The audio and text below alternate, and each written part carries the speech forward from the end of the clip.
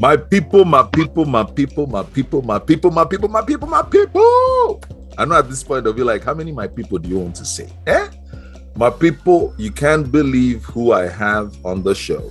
Welcome to Don't Forget to Flush podcast. That podcast, your podcast, it's all about the African Renaissance. You know it, it's culture commentary, and of course, the fun ones of toilet seat conversations where all the thinking happens. What can we say? And so I have someone that, this interview has been years in the making. It's been something I've been looking forward to for a long time. And I feel like being able to do this right now, I'm still trying to wake up and say, is this happening right now? Do I have her on the show? Let me give you guys some insight into who I have on the show today. I mean, she's a supermodel represented by MMG, one of the most successful global model talent management companies. She's a professor lecturing in two prestigious schools, two very prestigious schools out here. We're talking about Fashion Institute of Technology, FIT, and then we have New York University, NYU. She's a renowned digital consultant, working with so many companies and brands. And now, even as an actor, she's right here in these United States Hollywood streets doing her thing as an actor. Like, in my mind, I'm like, really, what can she do? I think that's just the question. Ladies and gentlemen, I'm super excited introducing this supermodel to professor, actor, consultant, Uwa Aghedo. Hey, hello. Thank you so much for that super beautiful and animated introduction, Namo. I'll take Wow. it. I was like, wow, is that me? It's you. It's you. I mean, It's it's amazing. like, if you Thank think about you. the fact that everything about you speaks, folks, things that we can't put in the same sentence, right? I mean, like supermodel, Aw. professor, actor, consultant. Like, how do we even have that in one combination is enough? Like, Aw. folks will be asking themselves right now, you know what can she do? But more importantly, let's peel it back and ask that question. How did a supermodel become a professor, an actor? Was modeling for you a starting point, or is this one of those phenomenal superwoman, superhero type thing where you can tell us your origin story and then we'll just be like, yeah. No superwoman, superman, nothing, origin stories. Like any Nigerian kid, like my origins is education. They weren't thinking about me being a model. Okay. Everybody was like, my parents are, you're going to be a doctor. I think everybody said they're going to be a doctor. And I Every thought I was one going of to be a us. doctor too. Yeah. So, and I didn't think I was like, I didn't even think modeling was in my future at all because, as you know, I'm really tall, so I Oh, was always, okay. yeah, Okay. I am very tall. So even as a kid, I was tall, I was skinny, and you add awkwardness on top, and on you add in America, being, Nigerian, because that wasn't a cool thing back then. I just didn't think that was, in the picture for me. I was just like, just go to school and how they tell you, and go to school and face your book, Face your book, yeah, face your work, face your work, face your work, put So your put that, yeah, is the person that was coming it. first, or do they have three heads? You should be, Yeah. yeah. And so like around 14 and 15, a lot of parents were just saying to my mom, your daughter, you should really put her in modeling. And I mean, I didn't believe that. I just thought they were just, being nice or what have you, because I was teased. I just told you I was skinny, Nigerian, awkward, tall. So I was teased a lot. So I didn't think that, modeling or anything in that regards was like in the cards for me. So, when the parents would tell my mom, you should really put your daughter in modeling, I'm like, what are they talking about? Yeah, well, because I just didn't see that for myself. And but yeah, my mom actually listened and Nice. had me, take some pictures, right? And went to a couple of agencies, got signed, and the rest has been history. So Wow. I started modeling when I was 16. Yep. Wow. 16. Yeah. Now, any young girl who's listening right now, or in fact, any lady is gonna be like, even my daughter, I need to hear how to become this model thing. But let me stay there. Let me stay there a while. But let me hold on. Let me even extend it. So, how do we connect the modeling now to Professor Uwa? Like, everybody's like, let's get that out of the way right now before we go deep. Like, how are we even connecting professor? So the professor came later on, and like I said, I started modeling at 16. But after going to school, obviously, getting my undergrad, getting my graduate degree, modeling was cool, but I wanted a professional career. I wanted to do things still in the space of fashion, but more on the business side. And so that's when I ended up, going to work and trying to do the business of fashion. Yeah. And I started working as a buyer for, I started at J. Crew, then went on to Tiffany and Company. I have several companies that I've worked for. And I just continued to kind of grow my career that way. Like I said, modeling stopped. And I'll get into the reason why it kind of cold turkey stopped. But every time, the whole time while I'm working on campaigns, as a marketer, as an e-commerce professional, as a buyer, I'm still getting told okay, models over here. And I'm like, I'm not a model. Like I'm here to work, You walk into the building and they're like, models they're over here. Models, on the second floor. And I'm like, no, I'm working on this campaign. So I just said, hey, why not? Because, and even at sometimes when I'm working on a campaign, they'll say, hey, Uwa, can you come? I ended up being on a campaign that I ended up being on a campaign that I'm like, okay, whatever.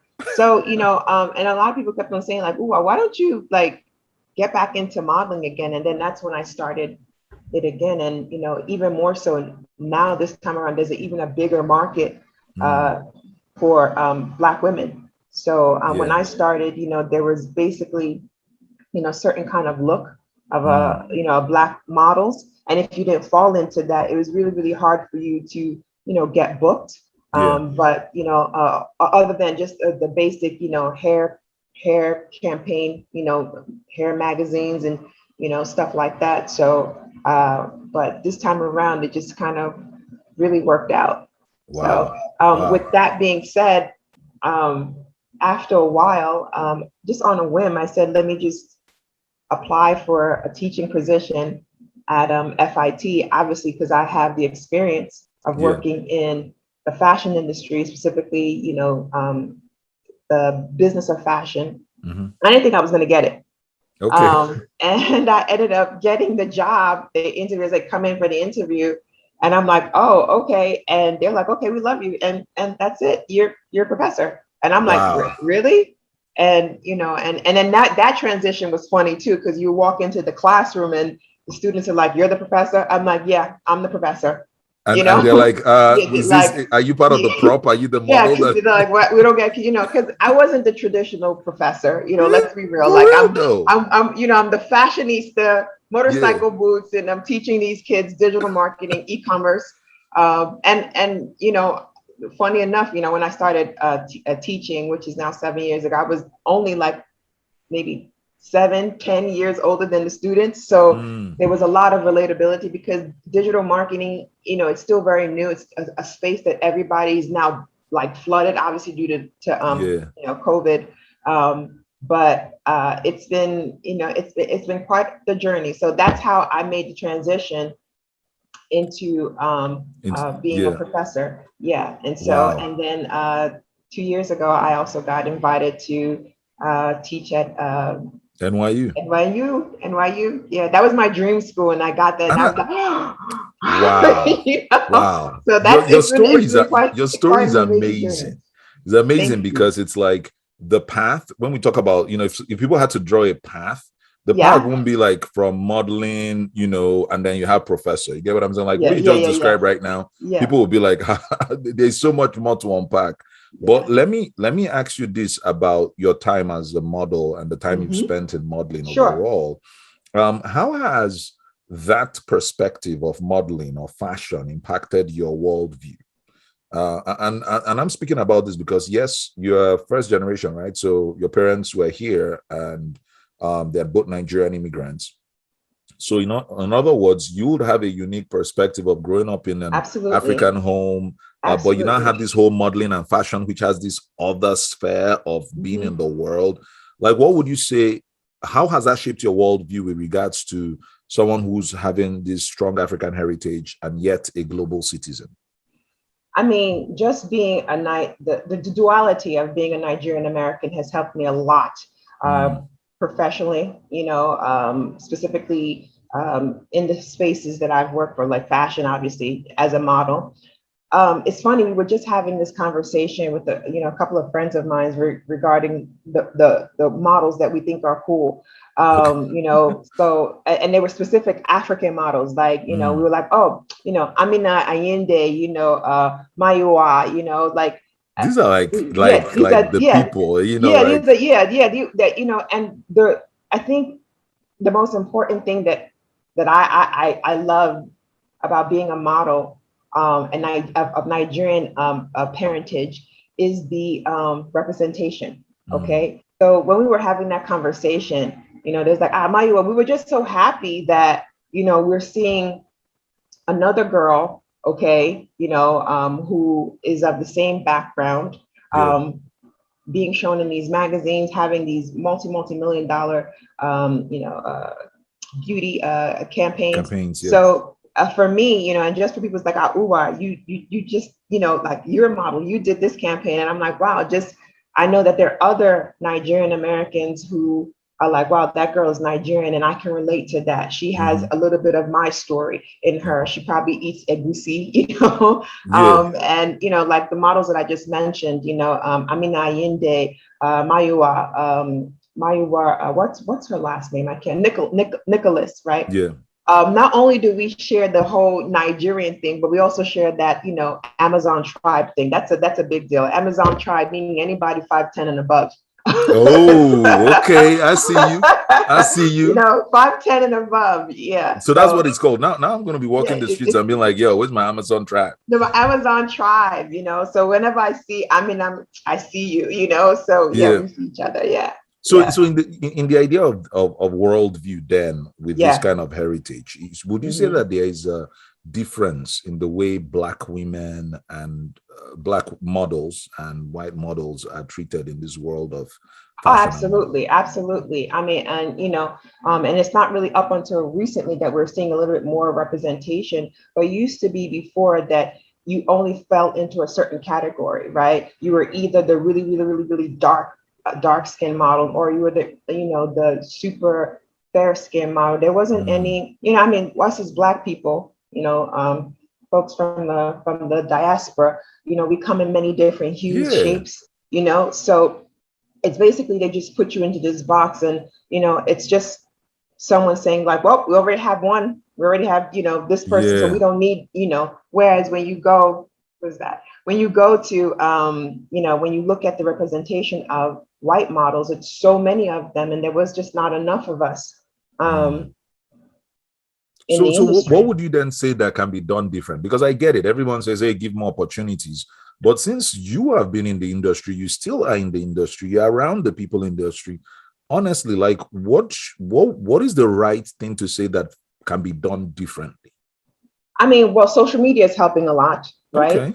Social media has helped a lot of models, and a lot of people say, oh, wow, she's beautiful, she's just like me. So these agencies have no choice but to, especially when they see the following and the influence that these people who they would never probably give that modeling opportunity to before, they now can open up all of these opportunities, particularly as it relates to dollars, because money doesn't lie. Exactly. Right? So that definitely has helped us women of color in the modeling industry flourish a little bit more. No, that is good. I think that we should just continue to share our stories and be like, we're here to stay, and we're not going anywhere, right? True that. Word. But I love that segue though, because you're bringing us to our second segment where you've talked about the impact of social media, because what it is if there's no room for you, and you can use your social media and create that room by creating your following and all of that, that is something that folks should be investing more into to do different. So let's think about it from a cultural perspective, because the second segment is all about cultural commentary. Now, digital is everything, just like how you were talking about social media. Yes, absolutely. But it does have its own challenges. challenges for Absolutely. And companies, with for anything. individuals. Yeah. But two of the biggest things that folks are considering right now is, one, where do I start and what are the things that are most important? So I guess as a digital consultant, someone who teaches it, that was modeling. Let's talk your professorship now. Like what would you say are the two biggest things any entrepreneur needs to know about digital and being successful digitally? I mean, just in general, digital tools, digital marketing, it's here to stay. All right. It's not going anywhere. And if anything, the platforms that we have now are getting bigger. And there's going to be another platform next year and another year. So if you were thinking as like looking at your business as an entrepreneur, thinking like, oh, maybe using any of these digital channels was an option. No, it's a No, must in order it's a for you. must now. It's a must in order for you to compete. I mean, just think about it. I mean, we look at our phones, and this is a fact. We look at our phones at least 100 times a day, at least 100 times a day. And if you happen to fall into the category of Gen Z, even some say even millennials, it's double that. Okay, looking at Yeah. your phone 2 times a day. So as a business owner, where do you think your audience is at? Okay, they're on their phones, they're They're on on the their phone. So devices. yeah. So you have to definitely go. It's the marketing is not what it used to be, where it was one-sided. Now it's two-sided. So you have to go to your customer where they're at, and they're on social media. They're on all of these digital platforms because everything is about convenience. We live in a digital world. I mean, think about it. We're connected to the internet because we have a device in our pocket, in our hand. Yeah. And so do you think there's a lot of that proliferation of that knowledge then in the community, African community, African American community, or would you say Depending on the generation, right? I would say, generation X and down, absolutely. Generation older, like my mom, baby boomers and up, yeah, definitely they're trying to get there, so every now and then you start seeing, your aunt or my mom was trying to, low key get on Facebook. I'm like, no, don't do that. Don't do that. don't come Okay. and send me a friend request. Please, Nah. please, just but you're starting to see, as you call the silver surfers now, the people who are, the baby boomers, Yeah. Nigerian baby boomers on, so, they're discovering Facebook and, interacting with family on there. But yeah, I think so. Definitely, like I said, definitely Gen X and down Yeah. are definitely well versed in the, digital space for sure. And so it gives us an opportunity to, irrespective of how people read it from a culture perspective, you can access all communities pretty much. Absolutely. That. Absolutely. I mean, the internet gives us access to everything, to everything, Yeah. so we have access to information. So, and I think that's why a lot of I mean, even just think about music, right? Yeah. It was because of social media that, I mean, people are listening to,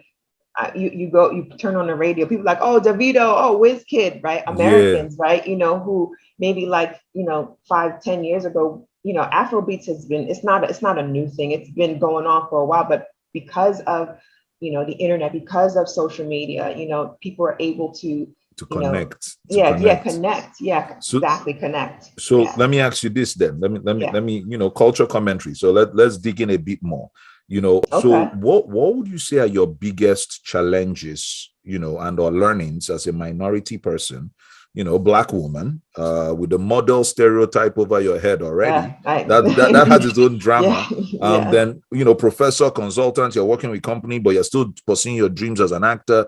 What do you tell your students then about your biggest lessons of life that you've learned? Because it's just so many sides to you. Like, what was your biggest life lessons that you now tell your students? That's a good question. Actually, my biggest life lesson is something that I heard from one of my favorite authors, Maya Angelou. Okay, and it's a very simple saying, but as you continue to grow and you get experience, it means it resonates even more with you. But it's very simple, and it's like if if you know better, you do better, right? And so I would tell my younger self, like, to relax, because I was like, I did this wrong, but you're going to make mistakes, right? But if you knew better, you would not have made the mistake, right? So I you feel you. take that and you learn from that and you move on. So it's the same advice really that I say to my students, like, if you don't have to figure everything out now. Some of my students, I've had Nigerian students, we strive for perfection. Hey, We have to be A plus, A plus plus plus. or else they won't Okay. let us back into the Unless, house. and They'll we keep us got to figure outside. it out. Yeah. You have to figure it out. You have to be this and I was that way too. And you don't have to have it figured out. I mean, there's some adults who are, have careers that they hate. You don't have to have it figured out, but what you need to do is just be authentic and understand that it's a process. It's a journey, this thing we call life. Wow. And forgive yourself for the mistakes that you've made, because if you knew better, you would have done better. I'm saying wow because I'm like, I want to be your student in that case, because I need that kind of learning in my life. But with everything you've said and folks are listening, how Yes. do I get into modeling? Okay, maybe Okay. my pot belly won't let me go into modeling. But okay, so for any black girl or black boy who's listening, and their parents, what can they Yeah. do? How do you get into modeling? So like that's what we're going back again to the whole, social media. But really, like, the basics, the basics never change. Like if you're really interested in being a model, right? You just have somebody, maybe a close friend, take basic digital pictures of you, okay, in nice light, right? Fresh face, right? Yeah. Take pictures of you and then submit them to agencies. The reason why I kind of mentioned social media, and that's how much like social media has impacted even this world of modeling, is where people can just open up their page and take pictures of themselves. I forget what model it was. I think her name was Ado. I can't remember. She's a not Senegalese model. I can't remember. But anyway, Yeah. she was it literally was she blew up from a picture that she took at one of these music festivals, right? Where someone just took a cute picture of her, put it on their Instagram, and someone saw that, like some casting or modeling agency saw that and like sought her out, and she's now like one of the world's top supermodel. I forgot her name Yeah, is no, escaping me. that is Yeah, yeah. but it's nothing. I mean, you don't need to go to a special, a photographer to do a whole portfolio for you, and have them take your money. That's just a way to waste money. Every photographer can capture a different story.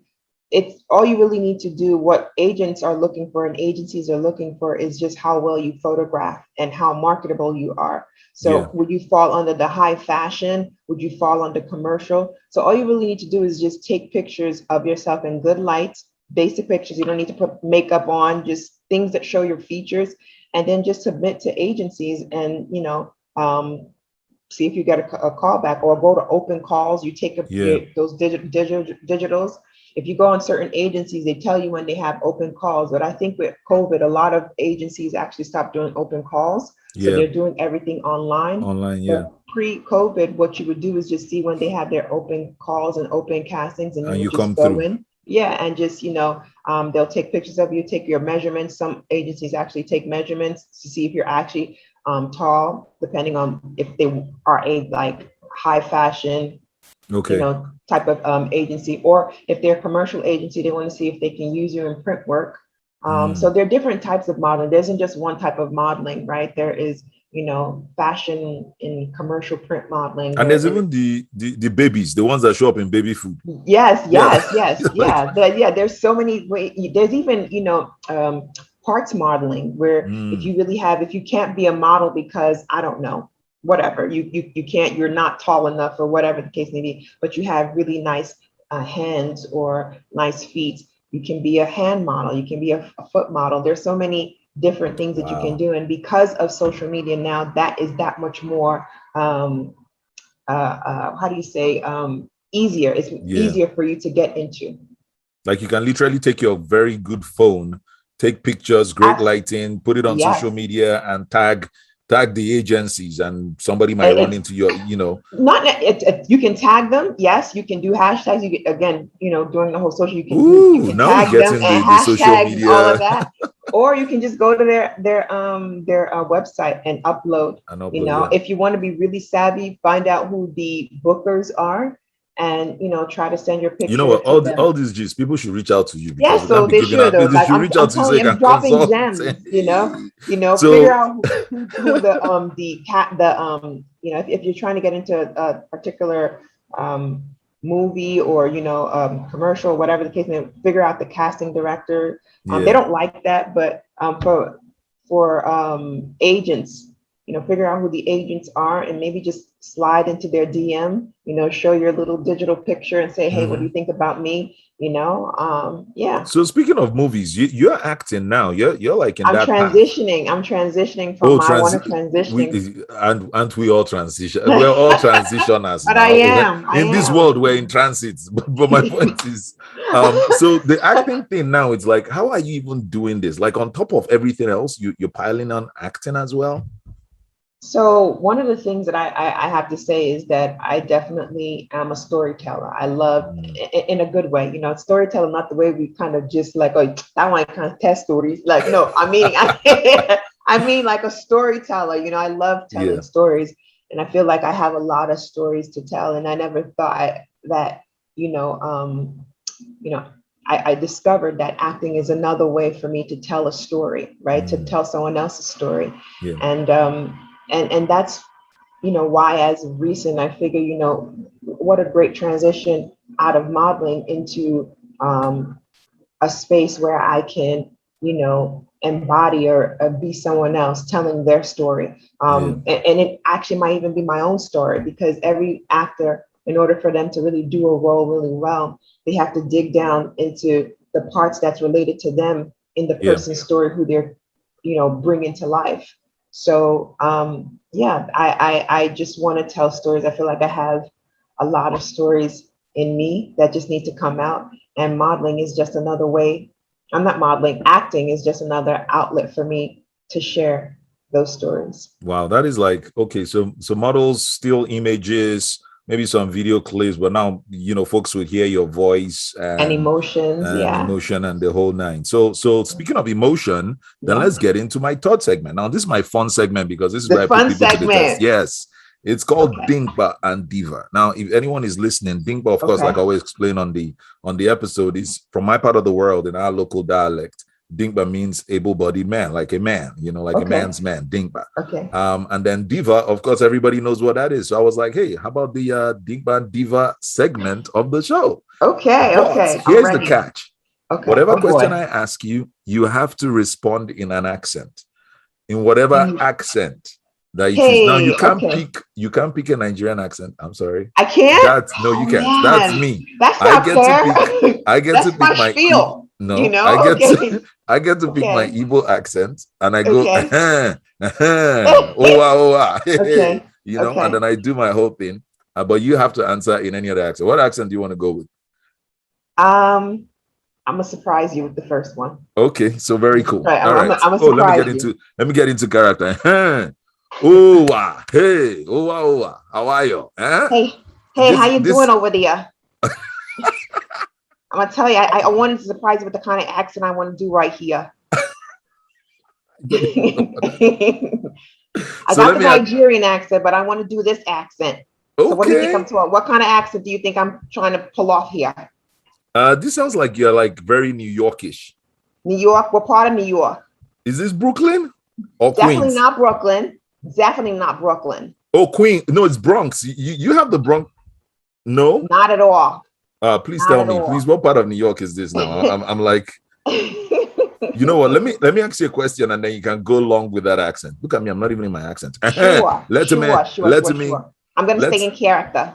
okay. So Okay. stay in that character. Okay. Let me ask you the question. Okay, shoot. So you have talked about all your influences, and then you talked about Maya Angelou. Maya Yeah, Angelou, but that is yeah. you that viewed Maya.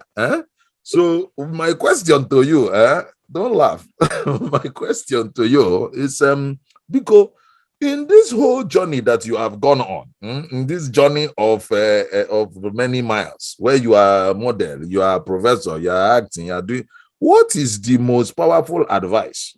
And it's advice. So somebody gave you the advice, not the one you read, but they told you, I said, what this advice? Take this advice from me. And you've gotten it over the years that has helped you to be where you are. Because if we hear it, it might change our own life as well. So what advice is that somebody gave you that helped you to where you are today? Well, I'm going to continue to say it in my, my Long Island accent. I don't even know if this is a Long Island accent. It's a little bit of a Jersey and Long Island accent. I would say not to sweat the small stuff. Ooh. Ah. Ne has broken the coconut. Say it again. You said not to sweat the small stuff. Dig it deep, dig it deep, dig it deep, like deeper life. Just dig it. Sometimes, am I still in character, or I'm still, You have to keep going. It is the deep and deeper section. Oh, it's a little bit harder to say it even longer. Okay.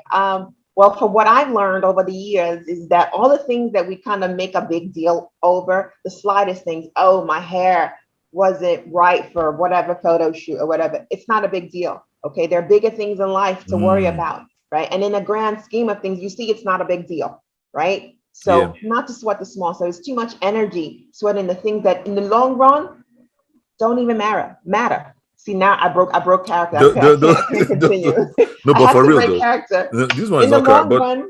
But for real though, in the long run, those things, don't sweat the small stuff, because in the long run, those things those little minor things mean nothing in the grand scheme of things, in the grand scheme of your life, that is. That is deep. I try not to sweat the small things. That's what I've learned. Wow. So here comes my fun segment. This is the segment. Toilets, that was fun, but this one is the most fun, because this is where we get deep and serious right now. Okay. Toilet seat conversations. And you talk about not sweating the small stuff. And I was watching one of your videos. And by the way, this is Don't Forget to Flush podcast. I know I should have said this, but I was enjoying so much. I should have said this somewhere in the middle, where I'm supposed to be like, hey, follow us on Instagram and at Don't Forget to Flush with the number 1, number 2. You're saying and then talk now, about Twitter. And then don't send us an email at don't forget to flush pod@gmail.com and all those kind of things. But in my mind, I'm like, I'm talking to Uwa right here. And reviving. One of the things that struck me though is that, well, everyone go check out Uwa's Take, her YouTube channel. Uwa's Take. My YouTube channel, YouTube. After this, of course, I think I'm just going to post all your socials in the caption so everybody can actually see that. But I was watching one of your videos and you had this conversation about talking about wearing your scar as a badge of honor, right? Yeah. And so, toilet seat conversations. So it's all deep thinking on this one. So while everyone can go on YouTube, if you're listening, go on YouTube, go to Uwa's Take and UWA, Uwa's Take. Yes, that's my take on watch the whole video. But on the podcast, though, on this podcast, what can you share about your scar in the manner of what it has taught you that every young girl needs to hear you say? So it's interesting because, earlier when we're talking, I told you that I started modeling at 16, right? I started modeling at 16, it was fun. Throughout college while also playing basketball. You didn't know that, but I also played, college basketball. You can't be 6 feet and come and tell us that you didn't play basketball. So, basketball is a given. In fact, your parents will send you out and say, go and use your iPad. Exactly. But unfortunately, right after I got into like a rollerblading accident, and it's kind of crazy.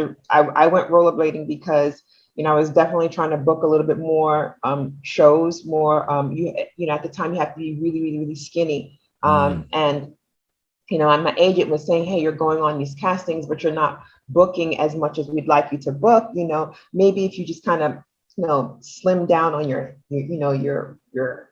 butt area. I'm a Black woman. I don't know how you can cut your butt area, but but just maybe slim down on your butt area, and I wasn't even big, considering it's just, Yeah, that was the anyone who standard. knows you Yeah, will be like, I what are we wasn't even big. talking about? Yeah. So I was like, okay. And she says, well, rollerblading is really good to help slim out your hips and waist. And I'm like, all right. So I went and got a pair of rollerblades, and I was rollerblading. I wasn't even really that good at rollerblading, but unfortunately, I ended up, rollerblading, and I got into a terrible rollerblading accident where I ended up going through a car windshield, Wow. and it scarred up my face.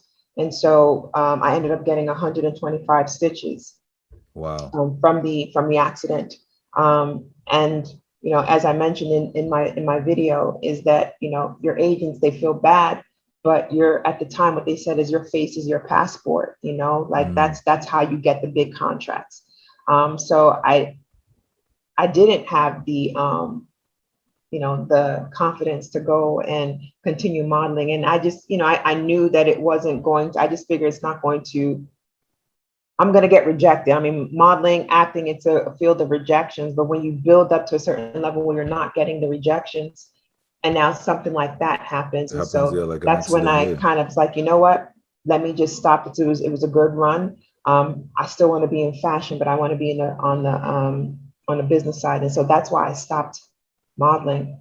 But what's interesting is, like, I used to kind of cover it up, like, oh, like, when I take pictures, I pose a certain way because it was still making me feel some type of way. But the crazy thing is, most people don't even see it. I don't even see it. Like, Yeah, most people don't even see the scar. It was more so in me.